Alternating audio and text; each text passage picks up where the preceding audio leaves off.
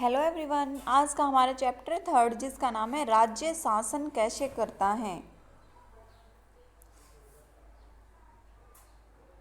शासन 3 सत्रों पर काम करता है हमारा। एक तो है स्थानीय, एक राज्य और एक केंद्र।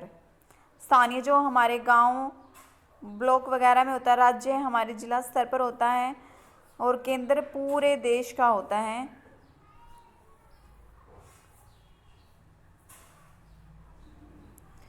और अब बात आती है कि विधायक कौन होता है। विधायक वो सदस्य होता है जिसे हम सदस्य मिलकर चुनते हैं। विधानसभा के सदस्यों को विधायक कहते हैं। इसे एमएलए भी कहा जाता है। अब क्वेश्चन उठता है कि एमएलए की फुल फॉर्म क्या है। Member of legislative assembly. Member of legislative assembly इसकी कंप्लीट फॉर्म है। अब बात आती है कि इसका चुनाव कैसे होता है। इसका चुनाव जनता द्वारा किया जाता है। लेजिस्लेटिव असेंबली के मेंबर यानी विधानसभा के सदस्य बन जाते हैं और वही सरकार बनाते हैं जिनको कि जनता के द्वारा प्रत्यक्ष तौर पर चुना जाता है। भारत के हर स्टेट में एक विधानसभा होती है। हर राज्य कई निर्वाचन क्षेत्रों में बटा होता है। अब हम एग्जाम्पल लेते हैं हिमाचल प्रदेश का। हिमाचल प्रदेश 68 निर्वाचन क्षेत्रों में बटा हुआ है। हर निर्वाचन क्षेत्र से जनता एक कैंडिडेट को चुनती है जो कि एमएलए के चुनाव को जीतता है, जो विधानसभा का सदस्य यानी विधायक बनता है। विधायक जिसे एमएलए भी कहा जाता है। चुनाव में लोग अलग अलग पार्टियों के नाम से खड़े होते हैं। उनके चुनाव चिन्ह भी अलग अलग होते हैं, इसलिए ये विधायक अलग अलग राजनीतिक दलों के होते हैं। जो लोग विधायक होते हैं वे मंत्री या मुख्यमंत्री कैसे बन जाते हैं, ये क्वेश्चन उठता है। जिस राजनीतिक दल के विधायक आधे से अधिक निर्वाचन क्षेत्र में जीत जाते हैं, राज्य में उस दल को बहुमत ज़्यादा मिलता है। बहुमत प्राप्त करने वाले राजनीतिक दल को सत्ता पक्ष और विरोधी पक्ष माना जाता है। दोनों के लिए वोट पड़ती हैं, एक तो बहुमत में जो आए और एक जो विरोधी पक्ष का होता है। विधानसभा में विधायकों के 68 निर्वाचन क्षेत्र होते हैं, जो कि हमारी हिमाचल प्रदेश के 68 निर्वाचन क्षेत्र हैं।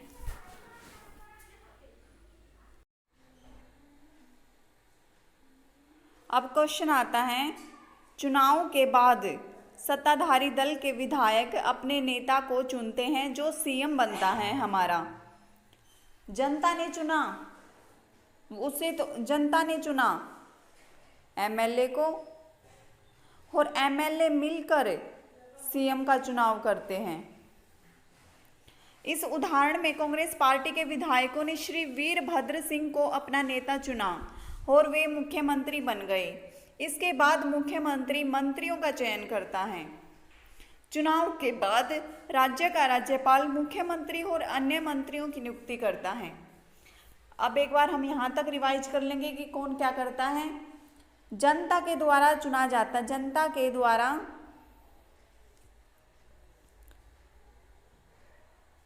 के द्वारा चुना जाता है एमएलए को, और एमएलए में मिलकर चुनते हैं सीएम को, और सीएम का चुनाव राज्य का राज्यपाल मुख्यमंत्री तथा अन्य मंत्रियों की नियुक्ति करता है।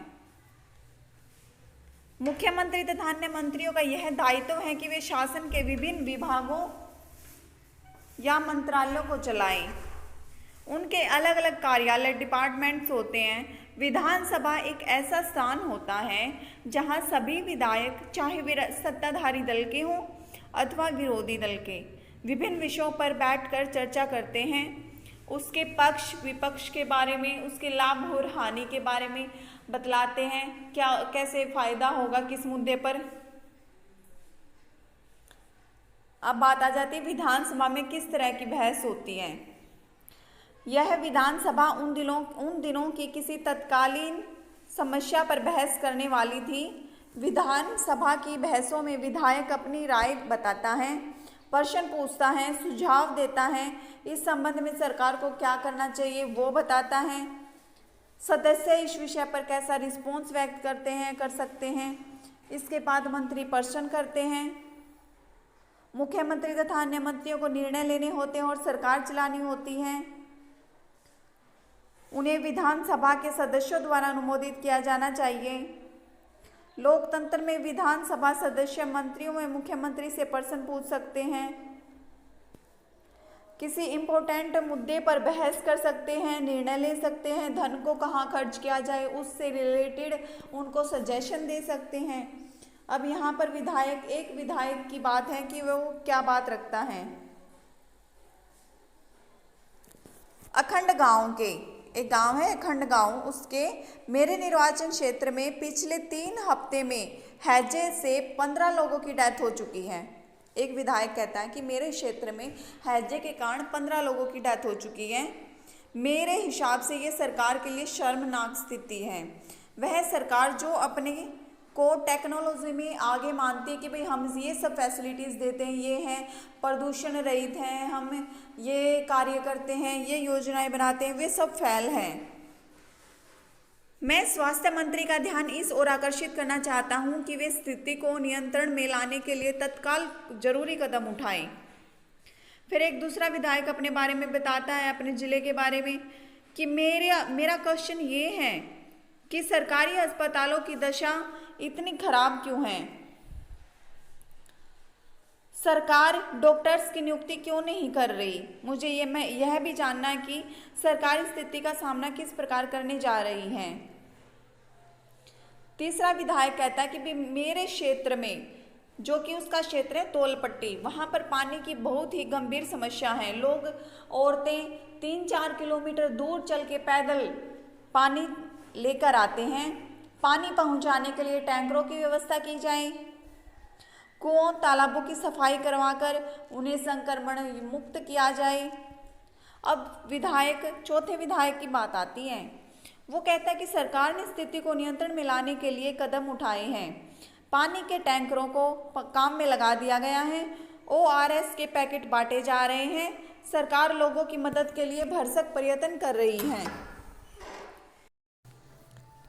पांचवा विधायक ये बात कहता है, वो कहता है कि हमारे हॉस्पिटल्स में सुविधाओं की हालत बहुत ही खस्ता, बहुत बुरी है। कई अस्पताल ऐसे हैं जिनमें कोई डॉक्टर ही नहीं है। चिकित्सा कर्मचारी पिछले कई सालों से नियुक्त ही नहीं किए गए, डॉक्टर्स को नौकरी ही नहीं मिली, दूसरे हॉस्पिटल में डॉक्टर लंबी छुट्टी पर चले गए हैं। यह शर्मनाक स्थिति है। मेरे ख्याल से हालत बहुत बुरे हैं और हमें कैसे सुनिश्चित करें कि प्रभावित क्षेत्र के सब परिवारों तक ORS के पैकेट पहुंच गए हैं। छठा विधायक कहता है कि विरोधी पक्ष के सदस्य बिना वजह ही सरकार पर दोषारोपण कर रहे हैं।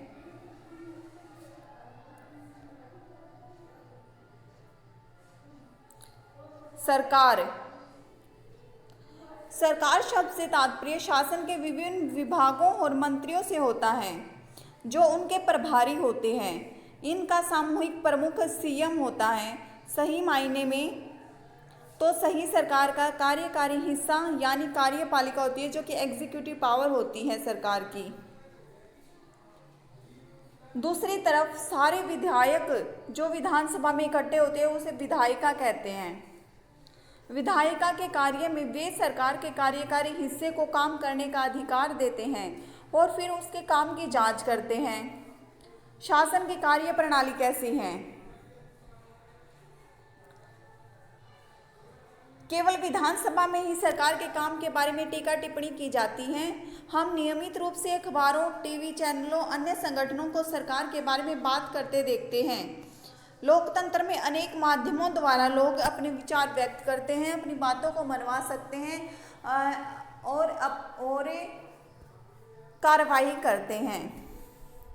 स्वास्थ्य मंत्री की प्रेस वार्ता की गई, समाचार पत्रों के काफ़ी संख्या में आए और इसमें मंत्री और कुछ शासकीय अधिकारी भी उपस्थित थे।